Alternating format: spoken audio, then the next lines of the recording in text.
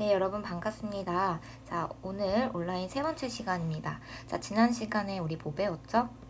네, 그쵸. 고구려 그리고 백제, 신라가 어떻게 중앙집권 국가로 성장했는지를 볼 수 있었고요.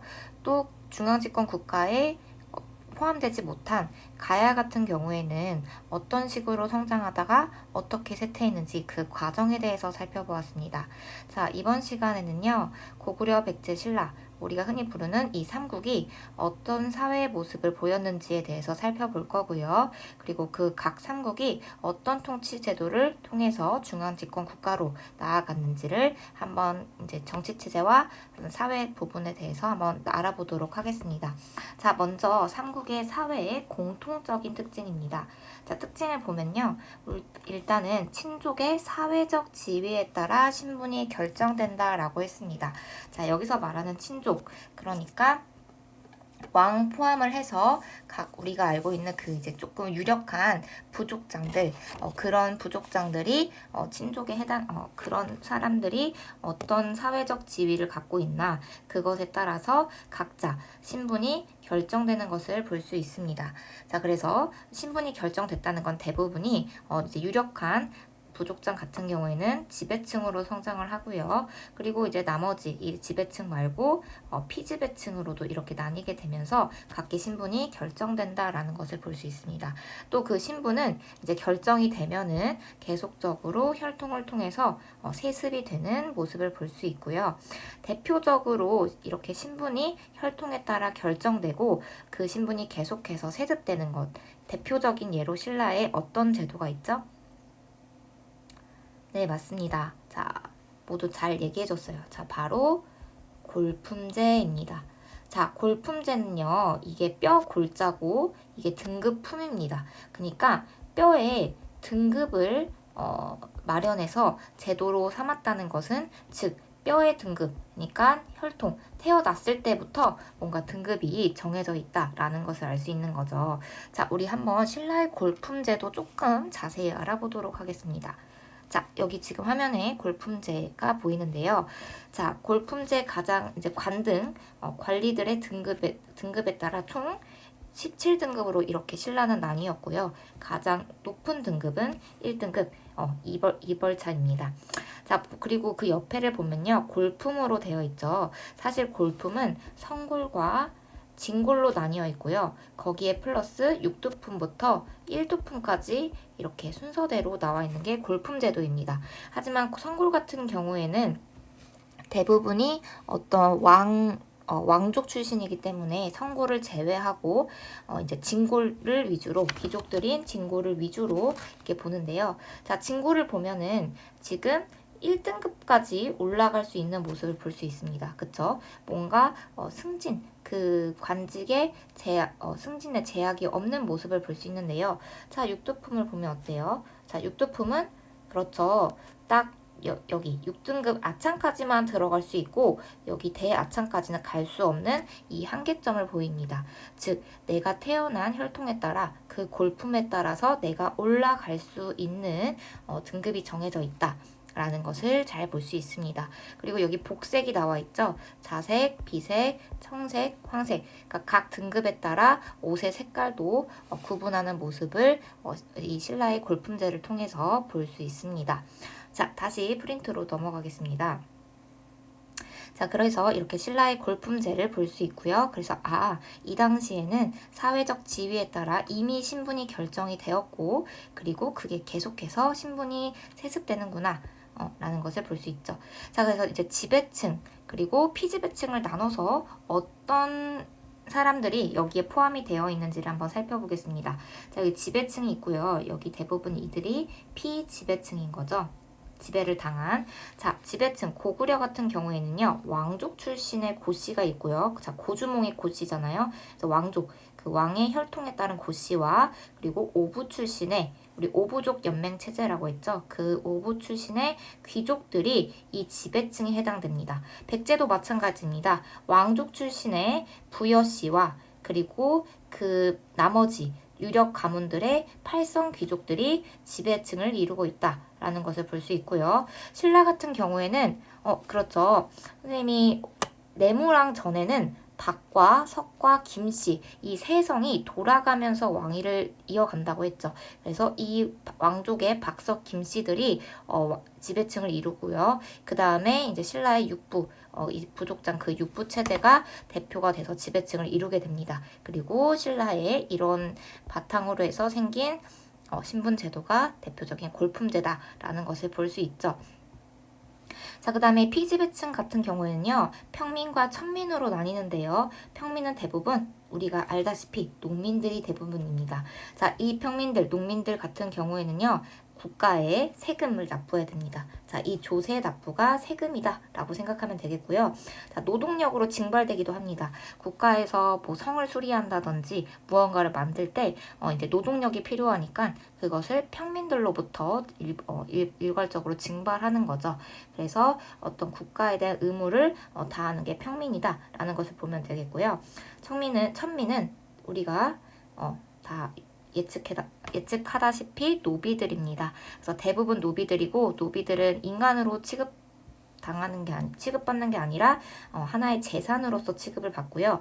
대부분은 노비 출신들이 어떤 출신이냐 보면은 전쟁에서 져서 포로로 이렇게 끌려온 사람들이나 또는 죄를 저지른 사람, 아니면 채무자, 빚을 진 사람, 이러한 사람들이 노비로 전락하게 됩니다. 그러니까 처음부터 노비가 아니었던 사람들도 존재한다는 거죠.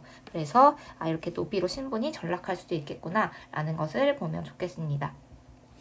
자, 그 다음에 각 삼국들이 고구려, 백제, 신라가 어떤 식으로 통치 제도를 완성했는지 한번 살펴보도록 하겠습니다.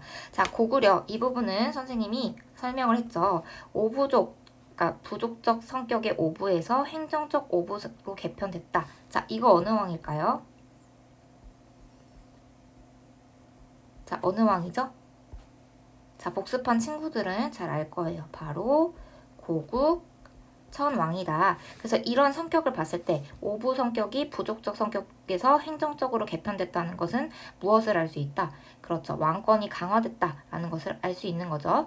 그 다음에 귀족회의로서 자, 혹시 우리 배웠어요. 여러 나라 성장할 때 귀족들의 회의기구 어떤 게 있었죠?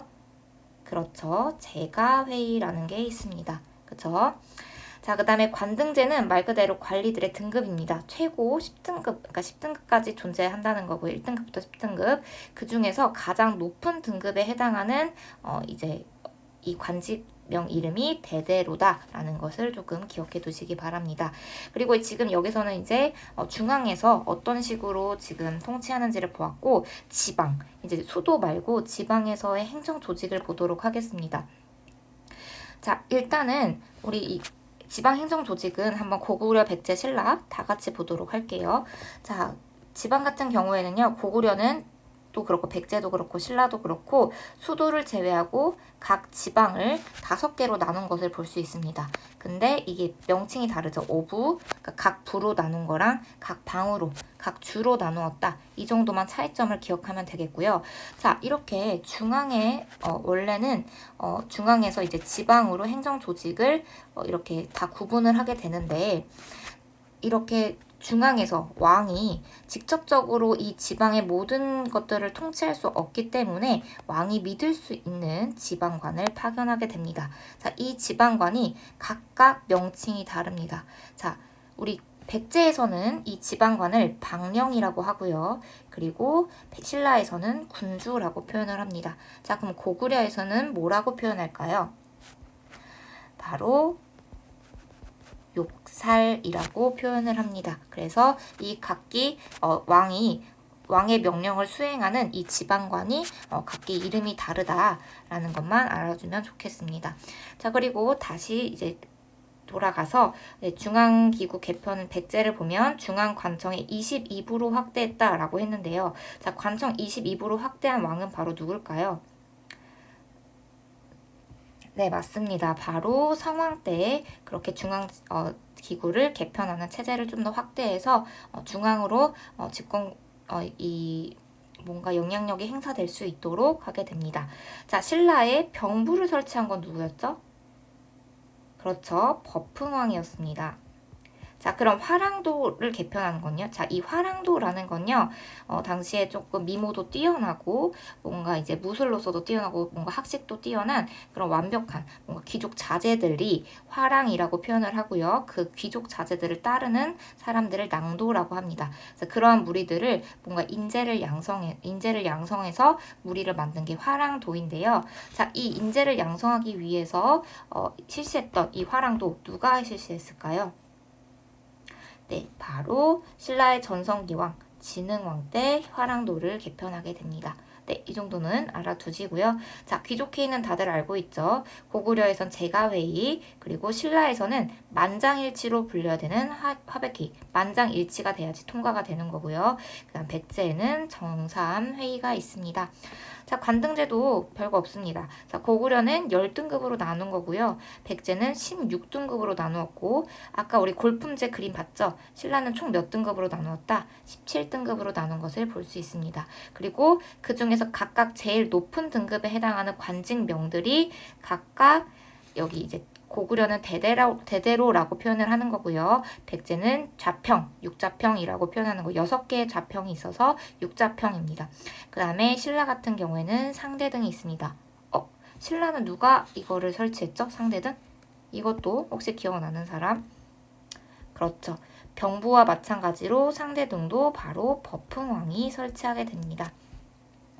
자, 그리고요, 이제 여기서 한 가지 더 기억해야 될 것은 아까 이렇게 지방관들을 파견했다고 했죠. 이 지방관들은 중앙에서 일괄적으로 파견이 된 거기 때문에 이 지방에 대한 어떤 속사정을 알지 못합니다. 그래서 이 지방관들을 뭔가 보좌해줄 수 있는 그 지역에서 원래 살고 있었던 사람들이 이 지방관을 보좌해주게 되는데요. 그게 바로 누구냐면요.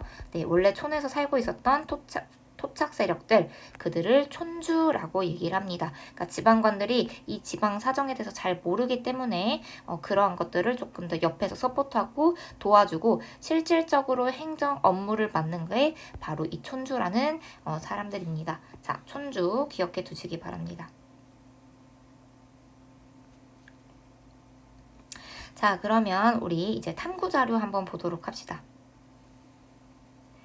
자, 지난 시간에 선생님이 얘기했죠. 자, 고구려와 그리고 백제가 유사한 점이 있을 거다. 왜? 원조가 고구려 계통 사람이기 때문에 라고 했죠. 그리고 그 유사성을 볼 수 있는 유적이 있다고 했는데요. 그게 바로 이 두 개입니다. 바로 이 첫 번째 왼쪽에 있는 거는요. 그 고구려의 어떤 유명한 장군총 무덤이 있고요.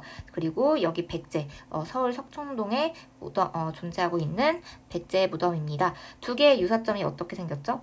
그렇죠. 돌이 일단 이렇게 쌓여 있고요. 그리고 계단식으로 되어 있습니다. 그렇죠. 그래서 두 개의 모양을 보고서 뭔가 둘 다 일단은 계단식 돌무지 무덤의 형태구나 라는 것을 알 수 있습니다. 그러면 백제 건국 이야기를 우리가 들었죠? 그 건국 이야기를 듣고서 그 두 무덤이 왜 비슷할지 한번 얘기해 봅시다. 왜 비슷하다고 했죠? 그렇죠. 백제를 건국했던 세력들, 백제의 건국 세력들, 특히 온조, 고구려 유이민들을 끌고 왔던 백제 건국 세력들이 어떤 애들이다? 그렇죠. 고구려와 관련이 있다. 고구려부터 계통을 이어온 애들이다. 그래서 고구려 관련성을 보여주고, 그리고 이때 이 건국 세력, 특히 온조, 그리고 이 비류, 이 세력들이 고구려에서 남하에서, 그러니까 고구려에서 밑으로 내려와서 이제 한강에 어떤 애들, 한강에 정착하는데 한강에 살고 있었던 토착 세력들과 같이 힘을 합쳐서 어디를 건국했다? 네, 백제를 건국했다. 그래서 얘네들이 고구려에서 내려왔기 때문에 고구려와 유사한 어떤 문화적인 모습이나 여러 가지 유적을 볼 수 있다라는 것을 알 수 있죠.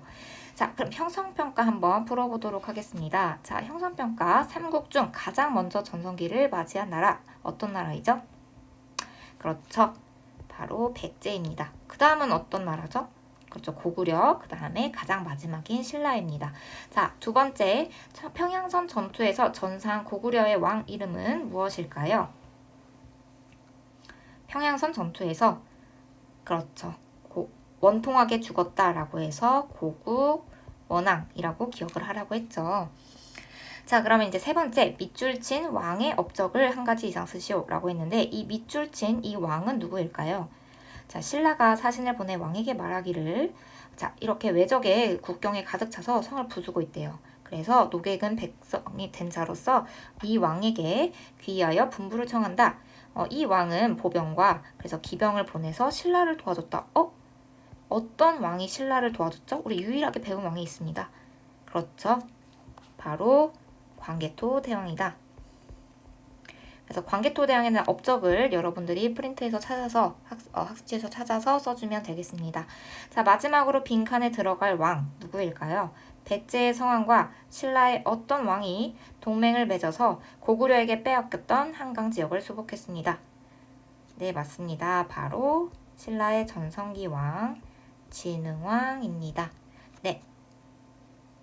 자, 그러면 우리 지금 여기까지 한번 삼국시대의 통치 제도와 그리고 사회 그 부분을 살펴보았습니다. 자, 그러면 다음으로는 신라가 어떻게 통일했는지 그 과정에 대해서 한번 살펴보도록 하겠습니다. 자, 신라의 삼국 통일입니다. 자, 신라가 어떻게 삼국을 통일했는지를 우리 살펴볼 건데요. 자, 일단은 6세기 말 7세기 동북아시아가 지금 어떤 정세냐라는 것을 우리가 살펴보아야 됩니다. 그러니까 동북아시아라고 하면은 지금 중국 그리고 특히 우리나라 이쪽에서 사실 일본도 포함이 되는데 이렇게 이쪽에서 국제적으로 봤을 때 지금 어떤 변화가 일어났는지를 파악하는 것입니다. 자, 한번 지도를 보도록 하겠습니다. 네, 지금 이 지도를 보면 알 수 있는데요. 자, 중국이 뭔가 상황이 바뀌었습니다. 지금 변화가 일어났는데 우리 그 전에 중국이 어땠죠? 네, 맞아요. 중국이 원래는 북조와 남조로 이렇게 두 개로 쪼개져 있는 상태였습니다. 근데 지금 어떻게 됐죠? 그렇죠. 나중에는 수가 곧 멸망하고 당나라로 되는데 이 중국 세력들이 하나로 이렇게 통일하게 됩니다. 그랬다는 건 이제 중국이 강대국이 되었다라는 것을 알 수 있는 거죠. 자, 그래서 보면요. 중국이 이렇게 강해지면요. 고구려랑 나중 항상 적대적인 관계를 맺게 됩니다. 그리고 고구려와 둘이 적대적인 관계이기 때문에 이 위에 있는 이 이민족 돌걸도 이 당나라랑 사이가 안 좋기 때문에 적의 적은 나의 친구다 라고 해서 돌걸과 고구려가 이렇게 친선관계, 우호관계를 체결하게 됩니다. 그리고 마찬가지로 백제는 신라에게 어떤 원한이 있죠. 어떤 원한이 있죠? 그렇죠. 백제의 성왕이 신라한테 일단 죽은 것도 있고 한강 유역을 뺏긴 것도 있습니다. 그래서 둘의 사이가 또 안 좋죠. 그래서 둘의 사이가 안 좋고 고구려 같은 경우에도 신라의 공격을 받아서 가지고 있었던 한강 유역을 뺏겼기 때문에 또 이렇게 둘이 대적된 상태에서 고구려와 백제가 한 편을 먹게 됩니다. 그리고 항상 백제의 어떤 베스트 프렌드, 친구였던 절친, 외랑은 항상 동맹을 우호 관계를 체결하게 됐기 때문에 이렇게 우호 관계가 체결이 되는 거죠. 그러니까 지금 이렇게 우호 관계가 체결된 상황에서 지금 신라가 고립되어 있는 모습을 보이죠. 그래서 신라가 처음에는 고구려한테 도움을 요청을 하지만 고구려의 어떤 무리한 요구 때문에 결과적으로는 고구려와 사이가 안 좋은 이렇게 수나라, 당나라, 중국 세력들과 손을 잡는 모습을 볼 수 있습니다. 그래서 지금 6세기, 7세기 말 동북아시아가 어떤 식으로 우호관계를 맺고 적대관계인지 잘 파악해 두시기 바랍니다. 자, 다시 학습지로 넘어가겠습니다. 자, 그래서 6세기 말 7세기 동북아시아의 국제 정세에서 가장 크게 우리가 눈여겨봐야 될 것은 남북조로 분열되었던 중국이 어떻게 됐다? 일단 첫 번째로는 수로 중국이 통일하게 됩니다. 네, 그래서 먼저 수나라부터 볼 건데요. 수가 이렇게 세력을 확대하게 되니까 우리가 예상했던 것과 달리 수가 당연히 세력을 확대하니까 고구려를 먼저 침범할 것 같은데 실은 고구려가 아주 용기 있게 요서 지방을 먼저 선제 공격을 날립니다. 네, 먼저 수나라한테 이렇게 선제 공격을 날린 거죠. 그래서 당시 황제였던 수문제가 이제 침입을 하게 됩니다. 무려 30만 대군을 이끌고 침입을 하게 되는데요. 우리의 고구려는 그 30만 대군을 격퇴합니다. 막아내는 거죠. 그 다음에 사실 수나라는 황제가 딱 2명이에요. 그래서 수 문제가 있고요. 그 다음에 수 양제가 있는데요. 수 양제가 그 다음에 뒤이어서 침입을 하게 됩니다. 자, 그랬는데 자, 이때 여러분들이 알고 있는 한 사람이 있습니다. 자, 이 전투도 유명하죠. 그리고 우리 저번에 문제 풀었는데 살수에서 격퇴한 누구? 네, 맞습니다. 우리 을지문덕이 당시에 별동대 정말 싸움을 잘하는 어떤 그 부대 별동대 당나라의 별동대를 30만 대군을 격퇴하게 되면서 살수 대첩 크게 이기게 됩니다. 그래서 살수 대첩. 수나라랑 싸웠을 때 을지문덕이 살수에서 격퇴를 했기 때문에 크게 이겼기 때문에 이렇게 승리할 수 있었다라는 것을 알 수 있고요. 자, 수나라 같은 경우에는 금방 멸망합니다. 왜냐하면 고구려에게 여러 번 이렇게 공격을 시도하게 되는데 사실상 계속 지기만 했고 이제 남아있는 어떤 국력의 힘이 없었기 때문에 고구려 원정에서 모든 힘을 뺏게 되면서 이제 결과적으로 수나라가 금방 멸망하고요. 바로 당나라로 들어서게 됩니다. 자, 근데 당나라 같은 경우에는요. 수나라랑 분명히 고구려랑 사이가 안 좋았죠. 근데 의외로 초기에 당나라는 처음에 고구려와 친선 관계를 유지하게 됩니다. 자, 초기에는 분명히 친선 관계였어요. 그런데 당나라의 이 황제, 두 번째 황제인 당태종이 즉위하게 되면서 모든 판도가 바뀌게 됩니다. 당태종은 욕심도 많고 뭔가 이 당태종도 우리 예전에 배웠던 한무제와 마찬가지로 정복력이 엄청 강했던 사람입니다. 그래서 당태종이 위협을 하게 되자 고구려도 당나라의 침략에 대해서는 뭔가 대비를 해야겠다라고 생각을 한 거죠. 자, 그래서 대비를 하기 위해서 천리장성이라는 걸 축조하게 됩니다. 자, 근데 여기서 천리장성을 축조할 때요. 천리장성을 감독하는 누군가를 파견하게 되는데요. 그 장군 이름이 바로 영계소문입니다. 이 천리장성을 감독하는 이 영계소문이 감독을 하면서 당시 이제 감독을 하려면 어느 정도 군사력이 있어야겠죠. 그 군사력을 영계소문이 갖게 되는데요. 이 영계소문이 그 군사력을 장악하게 됩니다. 그리고 이 욕심이 많았던 영계소문, 당시 고구려가 여러 가지 이제 왕위 쟁탈전으로 왕의 힘이 약해졌기 때문에 그것을 노려서 정변을 일으키게 됩니다. 어떻게 보면 그때 쿠데타를 일으키게 된 거죠. 정변을 일으켜서 왕을 죽이고 허수아비 왕을 앉히게 됩니다. 그리고 본인은 그래도 어떤 명분상 왕 자리를 앉지는 않고 허수아비 왕을 앉히는 대신에 본인이 왕 다음에 가장 최고 관직인 대망리지라는 곳에 이제 그 자리에 앉게 됩니다. 그래서 실질적으로는 영계소문이 왕처럼 거의 모든 것을 좌지우지한다는 것을 볼 수 있습니다. 그래서 우리 영계소문 장군이죠. 그래서 이 당태종의 위협에 굴하지 않고 바로 대당강경책, 그러니까 당나라에게 강경하게 대항하게 됩니다. 그러니까 우리 당태종 이제 자존심 상하죠. 그래서 당태종이 고구려를 침략하긴 했으나 처음에는 고구려가 밀렸어요. 계속 성이 이제 함락당하는 걸 보고 있다가 결과적으로는 마지막에 안시성 전투, 이거 아마 영화도 나왔죠. 안시성 전투에서 이제 당군을 격퇴하게 됩니다. 근데 실질적으로 당나라가 힘이 약해서 고구려한테 졌다라는 건 아니고요. 당시 당나라도 마찬가지로 여러 나라들과 싸우고 있었고 당시 토번이란 세력이 당나라를 위협하고 있었기 때문에 당나라가 고구려에게 신경 쓸 겨를이 없었던 거죠. 그래서 일단은 그런 문제도 있고 여러 가지 요인들에 의해서 아무튼 당군을 격퇴하게 됩니다. 그래서 이 고구려가 어떤 존재냐? 바로 중국의 한반도의 침략을 저지했다. 즉 방파제 역할을 했다라는 것을 우리가 여기서 살펴볼 수 있습니다. 자, 그러면 이제 당나라와 수나라가 이렇게 싸울 때 우리 한반도, 특히 백제와 신라는 무엇을 하고 있을까요? 자, 이게 이제 동시에 일어나는 그 과정 중이라고 생각하면 되겠습니다. 자, 바로 백제 같은 경우에는 신라에게 많은 원한이 있었다고 했죠. 그래서 당시 백제의 왕이었던 의자왕이 무차별적으로 신라를 엄청나게 공격을 하게 됩니다. 그래서 신라에게 위기가 찾아오게 되죠. 그래서 아까도 봤지만 신라가 고립되어 있는 상태였기 때문에 누구한테 도움을 요청하러 간다? 그렇죠. 당나라한테 요청을 하러 갑니다. 그래서 당나라도 당시 고구려랑 싸우고 있었고 이게 결판이 잘 나지 않았기 때문에 신라와 영토를 어느 정도 주면은 우리가 너 같이 동맹을 맺겠다라고 해서 나당 연합군을 결성하게 됩니다. 신라와 당나라의 연합군을 결성하게 되고요. 이런 식으로 해서 이제는 어디를 먼저 치냐? 바로 두 연합군이 백제를 먼저 공격하게 됩니다.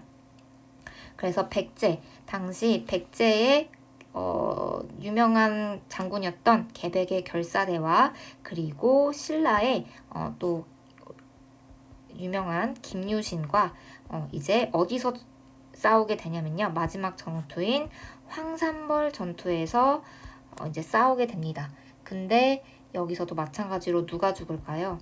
네, 개백이 죽게 됩니다. 그래서 이 개백이 황산벌 전투에서 패배를 하게 되고요. 당시 개백 같은 경우에는 한 가지 여담을 말하자면 자신이 정말 목숨을 걸고 이 전쟁에 나갔다라는 것을 보여주기 위해서 자기 그 가족들을 자기 손으로 죽였다라는 그런 얘기도 있습니다. 그 정도로 모든 목숨 다 각오하고 이 황산벌 전투에 나왔다라는 그 개백의 어떤 의지도 볼 수 있는 거죠. 또 근데 그렇죠. 자, 그 다음에 그렇게 돼서 여기서 패배하게 되면서 수도인 사비성이 함락하고 백제가 멸망하게 됩니다. 하지만 백제가 멸망했다 끝이냐? 그것이 아닙니다. 계속해서 백제 사람들은 주류성, 인존성 등에서 백제를 다시 한번 계속 부흥시키기 위한 여러 가지 부흥 운동들을 전개하게 됩니다. 하지만 이 운동은 성공했다, 실패했습니다. 왜냐하면은 각 부흥운동에서도 각 여러 지배층들이 있는데 서로 세력을 갖겠다고 다툼을 하다가 결과적으로는 힘이 빠지게 되고 나당 연합군에게 다시 한번 진압당하는 그러한 사태가 오게 됩니다. 자, 그래서 백제가 먼저 멸망을 하고요. 그 다음에 이제 고구려를 보도록 합시다. 고구려 같은 경우에도 이미 연이어서 수나라하고도 싸우고 당나라하고도 싸웠기 때문에 힘이 많이 빠진 상태였습니다. 그래서 많이 빠졌기 때문에 그런 상태였는데 거기다가 더불어서 우리의 영계소문이 죽게 됩니다. 영계소문이 죽고 나서 영계소문들의 아들들 그리고 영계소문의 동생 막 이런 여러 가지 영계소문이 죽고 나서 이들의 지배층들이 권력을 다툼하면서 서로 권력을 갖겠다고 쟁탈전을 벌이게 됩니다. 그런 사이에 당연히 고구려는 힘을 잃게 되고요. 많은 세력들이 고구려 중앙에서 이탈돼서 지방으로 이제 나아가게 됩니다. 그리고 이제 고구려가 힘이 빠진 것을 본 나당 연합군이 바로 이제 수도였던 평양성을 함락하게 되죠. 그래서 고구려가 그 다음 멸망하게 됩니다. 자, 그럼 고구려도 그대로 그냥 멸망으로 끝이냐? 아닙니다. 바로 계속해서 백제와 마찬가지로 고구려 부흥운동을 전개하게 됩니다. 자, 그래서 이렇게 부흥운동 전개하는 것을 볼 수 있고요. 자, 그래서 이제 나당 연합군이 이제 백제도 멸망했고 고구려도 멸망했으니까 약속대로 이제 그 영토를 조금 나눠 가지면서 끝이 날 줄 알았는데 자, 우리의 당나라 욕심을 버리지 않았어요. 자, 그래서 우리 당나라가 한반도를 다 먹어야겠다라는 지배의 그 욕심을 이제 갖기 시작을 하면서 어떤 제스처를 취했냐면요. 바로 일단 백제 지역에다가 웅진 웅진 도독부라는 것을 설치를 하고요. 또 심지어 신라 쪽에다가도 계림 도독부라는 것을 따로 설치합니다. 그리고 고구려의 영토에다가도 안동도부 이렇게 백제, 신라, 고구려 각 지역마다 하나씩 이렇게 영토마다 설치를 하면서 당나라가 한반도를 내가 전부 다 먹겠다라는 그런 욕심을 보이게 됩니다. 그러니까 신라도 가만히 있을 수 없죠. 그래서 신라가 누가 우리를 도와줄 수 있을까? 이미 다 멸망했는데 누가 도와줄 수 있을까 하다가 당시 고구려 부흥운동 세력들을 끌어들이게 됩니다. 우리가 너네 고구려 부흥할 수 있도록 도와줄게. 대신에 너네가 우리 당나라랑 싸울 거거든. 우리 같이 한번 힘 합쳐서 싸워보자. 이런 식으로 같이 이제 힘을 합치게 되는 거죠. 그래서 고구려 유민들을 포섭하게 되고요. 이제 각기 전투를 벌이게 되는데요. 두 가지 전투가 있습니다. 자, 매소성 전투와 기벌포 전투. 이거 별도이거든요. 자, 매소성 전투 같은 경우에는요. 사비성을 당시 주둔하고 있던 당나라를 몰아내고 크게 승리하게 됩니다. 자, 이기게 되고 이 당나라가 참을 수 없겠죠. 그래서 다시 한번 전세를 만회하고자 금강 하구 쪽에 기벌포라는 지역에서 다시 역공하게 됩니다. 당나라가 자신들이 이 매소성에서 졌기 때문에 그것을 뭔가 만회하고자 기벌포에서 싸움을 걸었지만 결과적으로는 패배를 하게 됩니다. 즉 이것도 신라가 승리하게 되는 거죠. 그래서 매소성 전투, 기벌포 전투 연이어서 승리를 하게 되면서 신라가 삼국을 통일하게 됩니다. 자, 그러면 신라가 통일했을 때 좋은 점도 있겠지만 한계점도 있겠죠. 자, 한계점을 먼저 보도록 하겠습니다. 일단 외세에 너무 의존했다. 당나라에 너무 의존했다라는 것을 볼 수 있고요. 영토가 축소되었습니다. 한반도를 다 가져간 게 아니라 우리 고구려 영토를 다 포함한 게 아니라 대동강에서 원산만 일대까지만 한정된 통일이었다라는 것을 알 수 있습니다. 하지만 그래도 어느 정도 역사적으로 의미가 있겠죠. 자, 첫 번째로는 그래도 고구려 백제, 특히 고구려 유민들과 같이 힘을 합쳐서 외세인 당군을 무찔렀다, 축출했다라는 것을 볼 수 있고요.